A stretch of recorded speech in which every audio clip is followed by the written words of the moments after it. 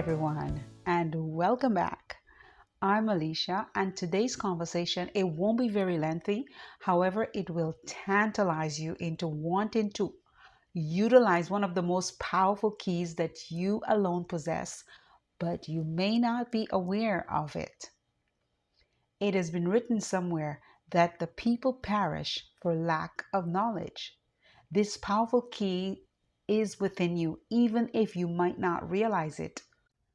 This key is about understanding and caring for your inner child. Imagine your inner child as the part of you that holds on to the happy moments or the hurtful feelings and memories and experiences from when you were younger. Your inner child is like a little companion that stays with you throughout your life, influencing how you feel and respond to things you experience on a day-to-day basis. The things that have happened to you as a child, both the good and the bad, has assisted in shaping the adult that you've become. And sometimes, unfortunately, some of these early unpleasant experiences can leave behind feelings or wounds that affect you onto this day. And yet, you are unable to make the connection to the root cause or origin of a behavior that is manifesting in your present experience. Because sometimes the wound of a particular infliction can be covered up by so many other complex emotional variables that it can go for years or even a lifetime before discerning.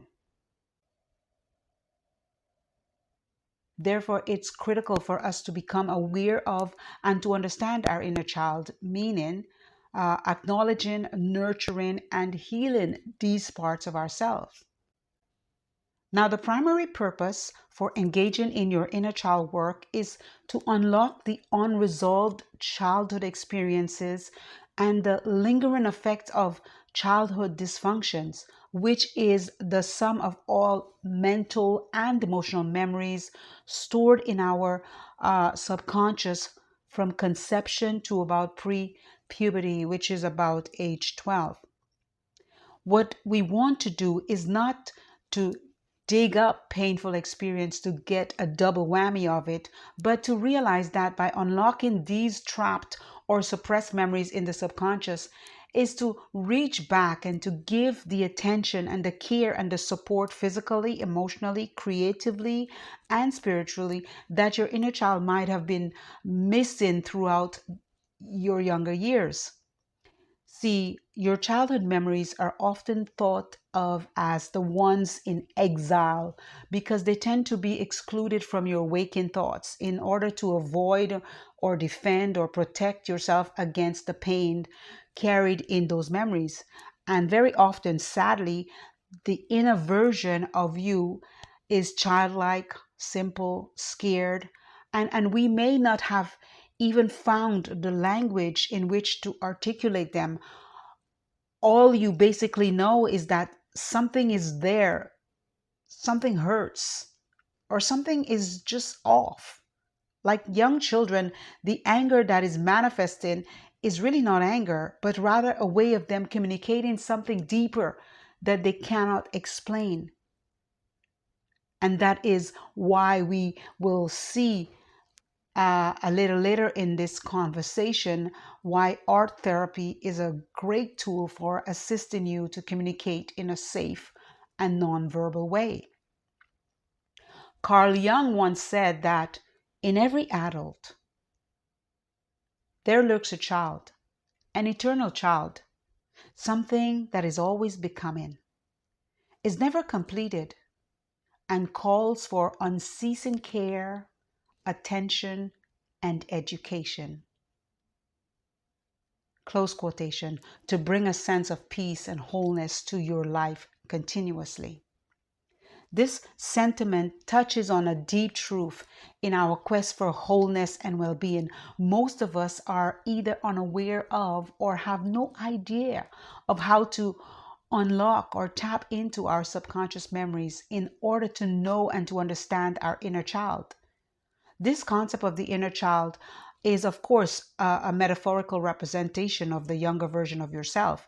It is that childlike essence that remain within us throughout our lives. The inner child embodies our emotions, our needs, our desires, and all of the experiences we've had during our developing years.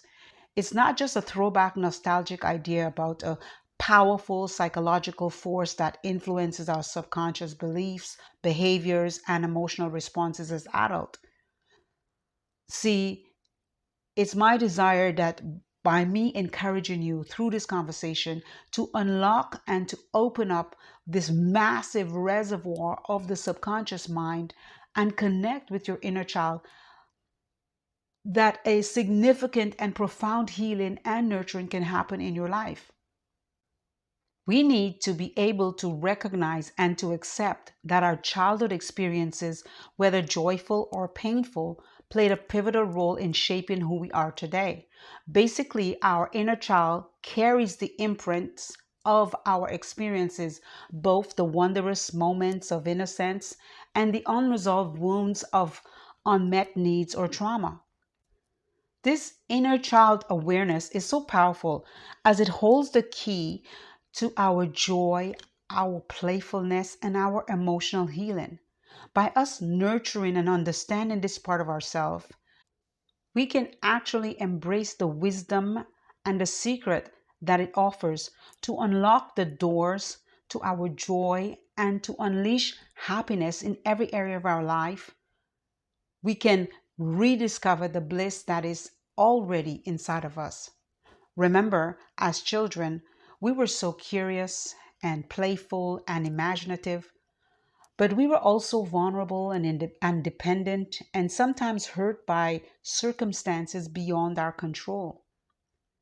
As we grew into adulthood, many of us disconnected from this part of ourselves, suppressing the childlike aspects of vulnerability, innocence, spontaneity, and playfulness, of course, in favor of being more practical, realistic, mature, as a means to conform to societal norms. And it would appear that the very structures of assimilation that we built as a society to protect and to normalize us has also become the prison that constrains us. The cry of the child within is wanting to break free from limiting beliefs and the emotional patterns that have kept us stuck in cycles of stress, anxiety, discontent, lost, and confused, alienated from both the world and even ourselves. So the question is, are we truly free? Are we free to be who we truly are within the constraints of the societal construct of quote unquote civilization? I digress a little. But we now realize, or we're now starting to realize, that this type of detachment and disconnection from our childlike nature, while a common part of growing up or rite of passage, have created an emotional void within us that can very often make us overly critical of ourselves and suppress our creative impulses, and or we can struggle with multiple internal unresolved emotions from the past because we lack the outlet or a trusted space to express who we truly are or how we feel. See, reconnecting with the inner child allow us to revisit these taboo aspects of ourselves, offering us an opportunity for healing and self-discovery that can lead to a more fulfilled and joyful life. Healing and nurturing the inner child is a process. It doesn't happen overnight.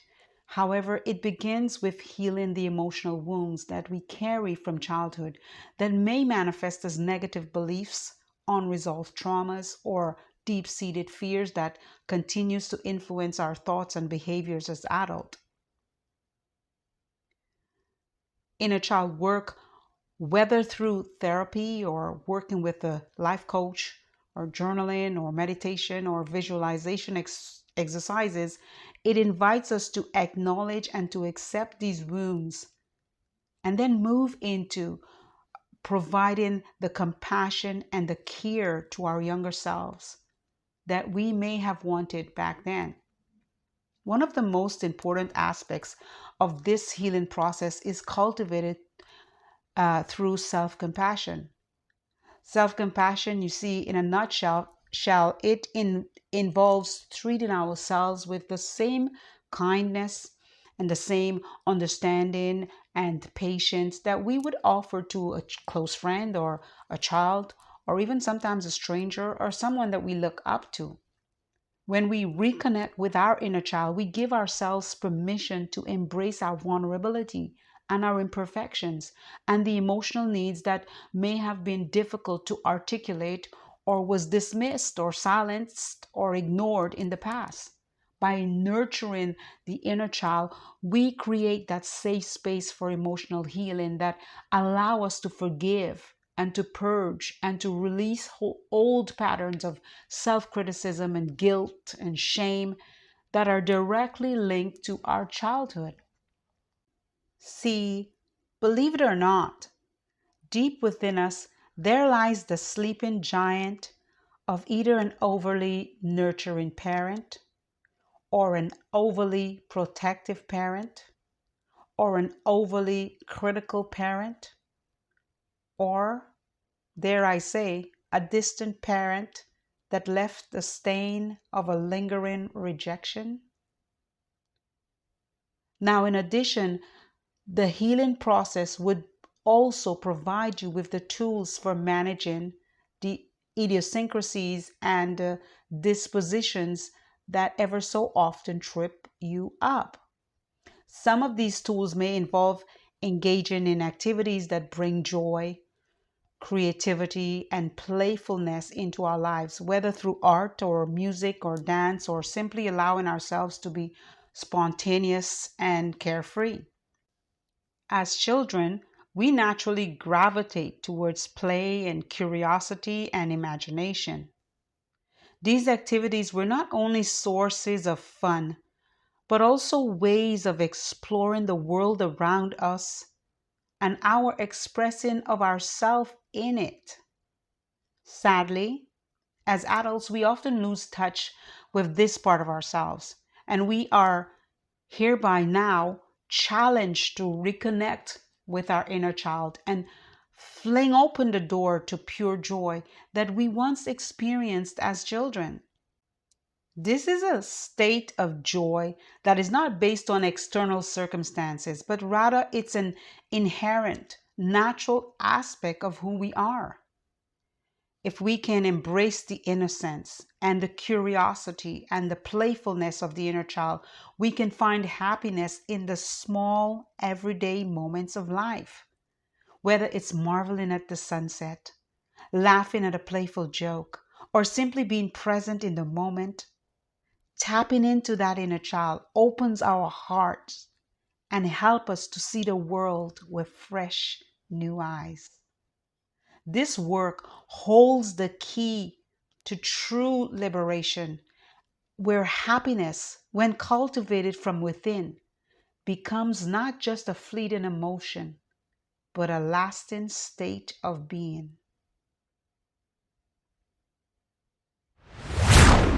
Rather than relying on external factors such as achievements, possessions, or the approval of others, this lasting form of happiness arises from a deep sense of self acceptance, self love, and inner peace. It's rooted in the understanding that our worth is inborn and not dependent on external validations. And so, by embracing all aspects of ourselves, the light, the shadow, the child, the adult, the joy and the pain, our strengths and our imperfections, we can integrate the inner child into our adult lives. And we can create a foundation of self-compassion that allows us to navigate life's challenge with greater resilience and emotional stability that would help to foster a calm, contented mind free from the constant pursuit of fleeting pleasures or the avoidance of discomfort. Now, here are some call to action points that I want to give you to encourage you to take actionable steps towards connecting with your inner child. We all know that nothing happens until we take action and do something. We can start a daily journal. We can engage in playful activity. We can practice self compassion. We can create a safe space for reflection. We can seek therapy or counseling or a life coach. We can establish a self care routine. We can connect with others, or we can celebrate small wins. We can also create a vision board. We can write a letter to our inner selves, and so forth. Now, my final thoughts. I do understand that in this modern world, we are inundated by external pleasures and distractions that very often distance us from our true selves. However, this journey is very private and a sobering one. It is not merely about revisiting childhood memories, but about reclaiming the purity of joy and wonder and creativity that once defined our earliest years. Embracing our inner child unlocks the dormant potential for emotional healing and self discovery that allows us to move beyond the wounds of our past, where so many of us are stuck in cycles of blaming or victimhood.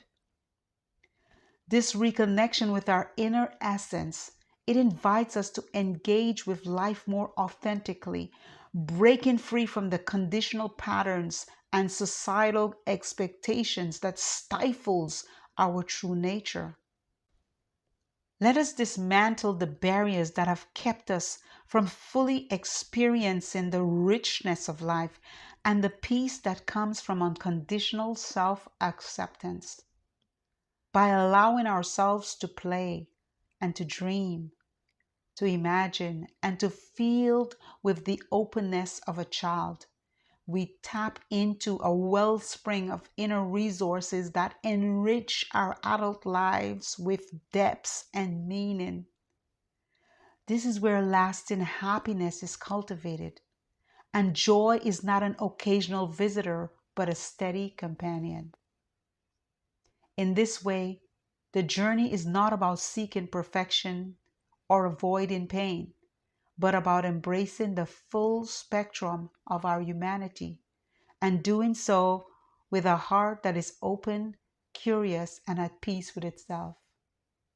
Through this inner work, we not only activate that powerful key to rediscover joy, but we also create a life rooted in enduring happiness, one where the child within and the adult we've become coexist in harmony, guiding us towards reclaiming the magic of life and rediscovering the beauty of living with a joyful spirit to experience a deeper, more fuller sense of well being.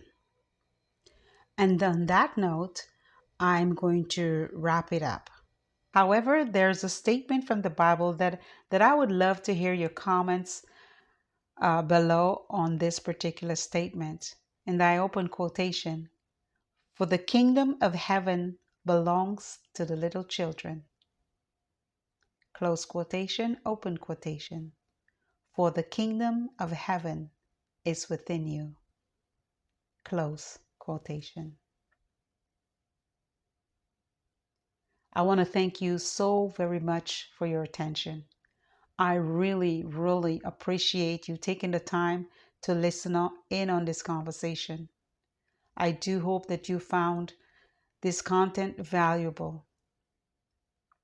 Do remember to visit my website for the extended version of this conversation. I will put a link to my website below this video. And until next time, be well.